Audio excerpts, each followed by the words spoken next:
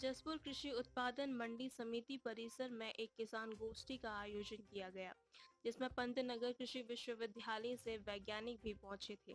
साथ ही पूर्व विधायक शैलेंद्र मोहन सिंघल, प्रदेश महामंत्री खिलेंद्र चौधरी भी मौजूद रहे। वहीं गोष्ठी में क्षेत्र के किसानों ने बढ़ चढ़कर हिस्सा लिया।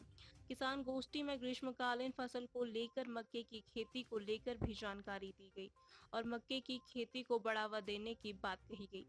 वहीं कृषि वैज्ञानिक एएस नैन ने बताया कि समर राइस को मक्के के साथ रिप्लेस करें, क्योंकि मक्के में पानी की आवश्यकता काफी कम होती है। अगर मक्के की खेती की जाएगी तो किसानों को फायदा भी होगा और जो पानी है उसकी बचत भी होगी।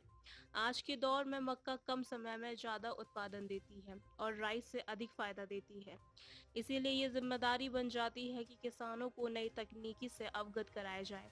इसके लिए पूर्व विधायक शैलेंद्र मोहन सिंघल ने प्रयास किया और सभी किसानों की गोष्ठी के लिए एक मंच पर इकट्ठा किया, ताकि समय पर इसका प्रचार प्रसार किया जा सके और जो समस्या है उनका समाधान किया जा सके। इसे समर राइस को मेज के साथ रिप्लेस करें, क्योंकि मेज में पानी की आवश्यकता करीब करीब 1/3 1/4 के आसपास होती है जो हम राइस में लगाते हैं।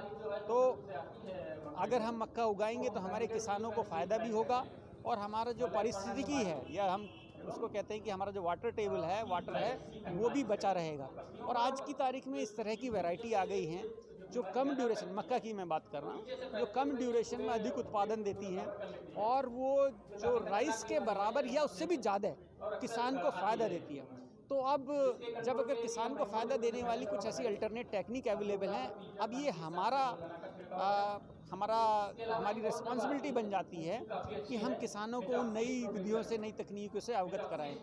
मैं इस परिप्रेक्ष्य में हमारे पूर्व विधायक माननीय सिंघल साहब का बहुत आभारी हूँ कि उन्होंने इस तरफ ध्यान दिया और आगे बढ़कर इस कवायद को चलाया। उन्होंने हमारे वैज्ञानिकों को भी यहाँ बुलाया, हमारे किसानों को यहाँ बुलाया, इंडस्ट्री वालों को यहाँ बुलाया और जितने भी हमारे जनप्रतिनिधि हैं उनको भी एक साथ यहाँ इस मंच पर इकट्ठा किया, ताकि इसका जो है ना समग्र इसका प्रचार प्रसार किया जा सके और जो भी समस्याएं हैं उन समस्याओं का सबका निदान निकल सके। तो इस वजह से इस सब को दृष्टिगत रखते हुए ये एक दिवसीय वैज्ञानिक और किसान मीटिंग का प्रायोजन। हमारे पूरे क्षेत्र में, तराई क्षेत्र में ग्रीष्मकालीन धान की बुआई हो रही है, व्यापक रूप से हो रही है।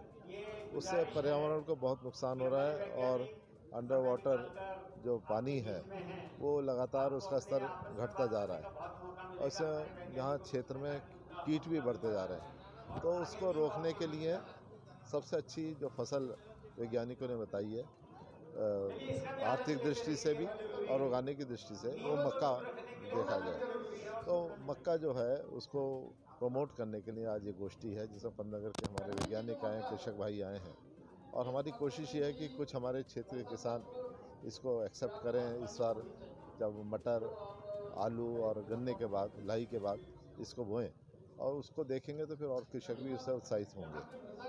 ये एक सुखद विषय है कि हमारे क्षेत्र में, तराई क्षेत्र में खटीमा और सितारगंज में पिछले साल जो सोइंग हुई है, मक्का बोया गया है स्प्रिंग वाली, तो वो सक्सेसफुल हुई है और इंडस्ट्री ने भी उसको हाथ लिया है, क्योंकि जब तक बिक्रेगी नहीं, माल बिकेगा नहीं, तब भी किसान नहीं लेंगे।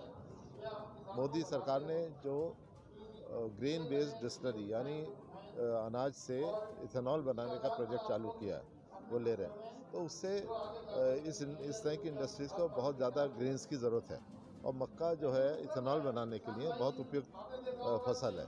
तो मैं समझता हूँ कि हमारे पास बायर भी अच्छे हैं और अगर किसान इसको इस्तेमाल करता है तो वो किसी भी मामले में धान की फसल से कम उसको फ़ायदा नहीं होगा, धान से ज़्यादा ही फ़ायदा होगा।